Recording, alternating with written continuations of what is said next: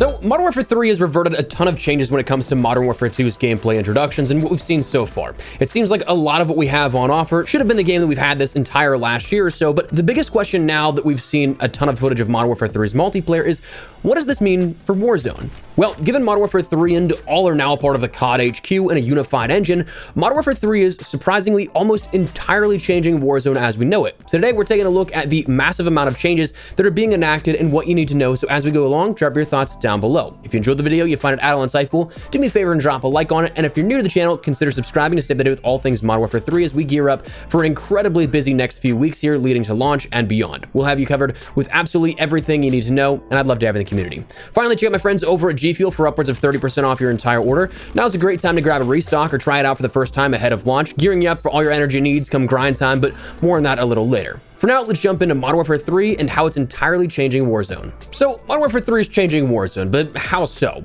Well, the big key portion of the game's future comes down to the unified engine. That was something that was confirmed well before the launch of Modern Warfare 2 this past year, and what that means is that all studios are now working with the same toolsets, same tech, and all. Essentially, making the entire tabletop one giant desk where all developers are standing around, working on their own separate thing, but then contributing to the larger project in the middle, this being the COD HQ. Because of that, we'll see a ton of upcoming games in the future have a similar feeling, some looking similar, but all still while retaining the individual flair each developer can bring. It just makes the entire process more unified, easier to help out with if one developer has to jump in and salvage something or contribute to something, given that everyone's using the same sort of plug-and-play tech amongst each other. So that means that the changes we see in Modern Warfare 3, well, they're being reflected in Warzone's experience as well. So yes, this means we'll see all of the basics, the slide canceling, movement speeds, no ADS penalties for one-times optics, all the kind of stuff that we were happy to see reverting with Modern Warfare 3. That's now all going to be there at the base. So you feel Modern Warfare 3 to Warzone will be the same thing. It won't be jarring at all. The best example I can give of like a jarring changeover, I always think of Black Ops Cold War's multiplayer to the Warzone Black Ops Cold War year. They were two entirely different games. Now that said, if you hang around on Modern Warfare 2 and jump to Warzone, you'll probably notice some slight changes going back and forth at that point, though likely akin to like Vanguard's multiplayer year with Warzone. Very similar, but not the same.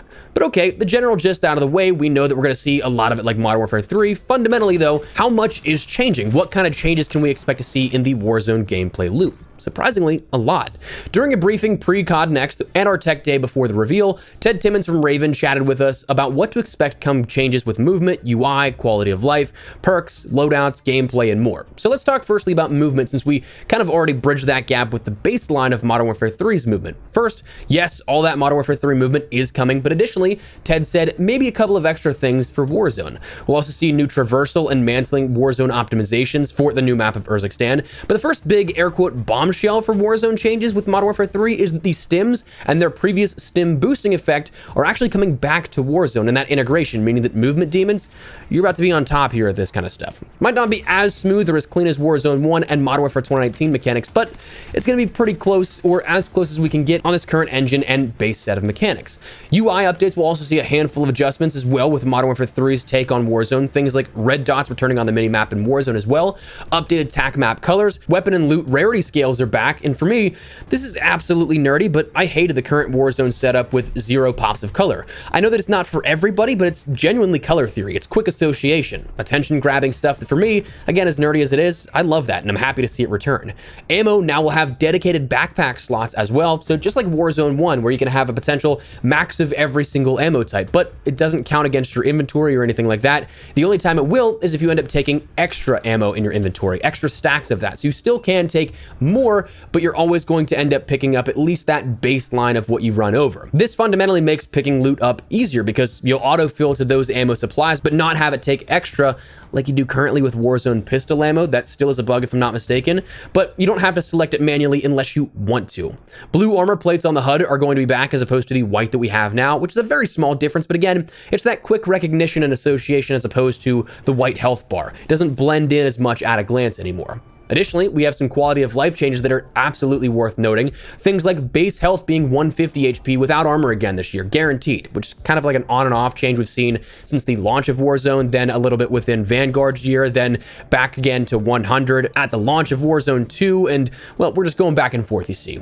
We have improved faster pacing for circle close times and the rebalancing of sizing. The gas mask can now be equipped manually, something that has been talked about since I want to say like season 2 or 3 of Vanguard and Warzone Caldera. Tear gas, those grenades can now be countered with the gas mask, which is a huge outplay, or I guess counterplay, not really outplay. But anyways, players will also have a pistol on them at all times when in water. Though it's not always accessible to pull out as a third weapon, instead of having to manually equip a pistol for your loadout if you see water play, you can still have those two primaries and dive into the water. You'll just pull out a third at that point, a base pistol that's defaulted for players to give you a fighting chance in water combat. Sure, someone can still go up against you with an auto pistol equipped, custom built, but at least you're not stuck there with a weapon that's unable to fire like you currently have in Warzone 2. This is a decent compromise, I think, though I'd still just love to be able to see primaries be able to fire underwater, but that isn't the case just yet. So with this integration and the progression, we will see a nice little change here to how that works. Now, contracts are also going to be easier to find with new rewards. Additionally, some contracts are returning, like scavengers coming back, and as detailed, there's a wealth of smaller changes coming with this season 1 patch notes that haven't been detailed explicitly just yet. Perks and loadouts will be seeing an interesting point of conversation here, because we'll have things return, some new, and then also some adjustments to existing perks. Firstly, overall, the perk system itself currently in Warzone will be staying. Initially, when I heard this, I wasn't too happy, but honestly, the more I think about it, the more I don't really care. I mean, like, sure, they're all bundled perks, but you can still swap these out and change each individual perk in that package as you see fit. They're all still customizable, and in Warzone, you get your perks immediately as you pick them up from your loadout, and you also get 4 perks as opposed to 3, so I guess I'm okay with that, actually. It could have been way worse, I guess. Whenever I think of the perk package system, I still have that PTSD of the initial perk package system from when Warzone 2 launched. But anyways, perk packages will still be available to purchase at buy stations as well. There'll be new perk categories, and again, coming back to it, new, returning, and slightly altered perks as well with Warzone's integration and Modern Warfare 3. Ghost is now going to only work when players are moving for its effective activation. Combat Scout, unfortunately, will be that perk that is returning, highlighting players who are hit by your shots, something that was a crutch perk for a lot of players in Warzone Caldera and Black Ops Cold War's year of support, I think it was introduced. But anyways, we'll see new perks of Shrouded, Irradiated, and Resolute. Shrouded will drop a smoke grenade when you're downed. Irradiated will allow you to move faster and take less damage in the gas, and Resolute increases movement speed when damaged. So a couple of fundamental changes, but also a couple of introductions with the perk system as well. And finally, the last thing I want to really talk about is some gameplay changes, because there's actually a decent number that were already laid out. So what's changing with the gameplay itself? Firstly, all Modern Warfare 3 tacticals, lethals, and kill streaks are all going to be available within Warzone. Next, the big game bounty contract is returning, which is a huge fan favorite of mine. For those that are unaware of what this is, it's a bounty contract that targets the player or team with the most kills in that lobby. If you're the team with the most kills in that lobby, it'll go the second most at that point. But if you successfully kill that, you complete that contract, you gain an advanced UAV.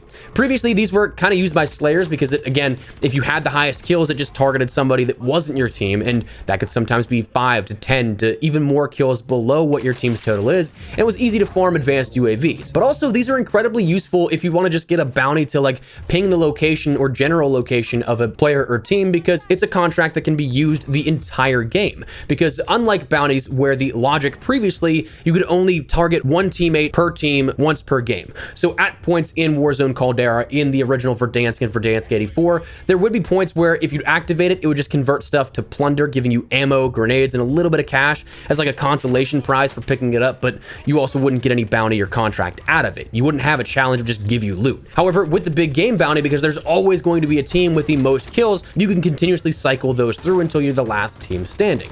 So big change here at that, big to see that coming back. The Champion's Quest, or the Nuke contract, is going to be adjusted slightly as well, where it's still going to require 5 consecutive wins to activate that contract or have it spawn, and it's still going to require you to build, arm, and defend the nuke, but if you're the team instead now that wipes the squad on that quest, it will drop the contract for you to pick up and resume if you'd so choose to do so. So you can essentially steal the nuke and gain all the rewards. That's going to make it incredibly harder because people are definitely going to be targeting you at that point, but it's also limited to only one drop. So if you wipe that squad on the quest, pick it up, and then your squad gets wiped, it doesn't continue to drop for others to pick up. We'll also see zip line adjustments where you can now zip line up cranes, and you can also now use horizontal zip lines across buildings and junctions, kind of already seen within Ground War in Modern Warfare 3's multiplayer beta. The redeployed drones are now on the map from day one, sending you also further and faster. The train around the map is there from day one as well, similar to what we had in Al Mazrah, but with some different interactable features this time around. With a UAV tower and a buy station on board, it's absolutely something that's worth going for, but there are controls on the front and I believe the back of the train as well that will change direction, change acceleration. You can stop it entirely. I think that's going to be absolutely wild for gameplay engagements. And then finally, the last thing we were detailed in terms of gameplay changes was the gulag. Firstly, it's a 1v1 gulag. It's a 3-lane gulag, which looks like the original showers, and honestly, finally a good layout. Could not stand that Al Mazrah gulag for the last, I think it was like season 3 we ended up getting it. We didn't get it changed once, so that was always fun. So it's finally a good layout. I didn't lose a single gulag at next, so that was a massive positive for me. Might be a little bit biased, but anyways, the gulag can also be NVG on random cases, interjecting bits of sort of live events to the gulag, which is kind of cool, but honestly, I'm sure if I died to it, I'm gonna be thinking it's annoying. And the last thing with the gulag is, instead of an overtime flag this time, there's now a zip line that you have to take to get out of the gulag if you want to win without getting a kill. So certainly a much more point of contention than an overtime flag, because all you got to do is look up and you'll see an enemy. There is no cover in that regard, so we'll see how that plays out. But anyways, that's the gameplay changes and how Modern Warfare 3 is changing Warzone almost entirely. So the next question and final question is, when can you expect these changes to take place?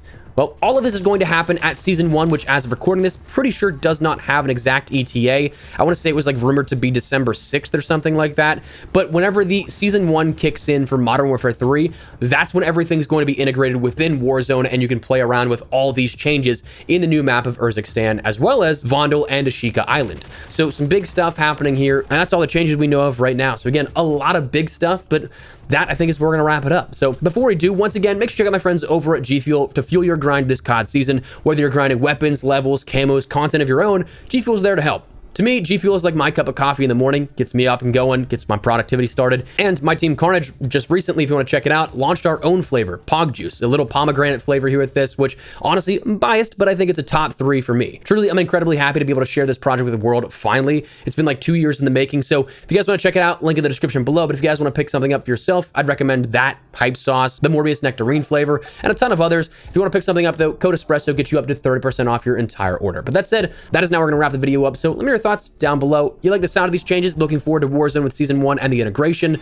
Not so much. Whatever the case, feel free to let me know. If you enjoyed the video, you find it at all insightful, do me a favor and drop a like on it. And if you're new to the channel, consider subscribing to stay updated with all things Modern Warfare 3 as we gear up for a very busy next couple of weeks here. So I'd love to have you in the community, but for now, that's what we're gonna call it. My name's been Espresso. I'll see you later. Take care and peace.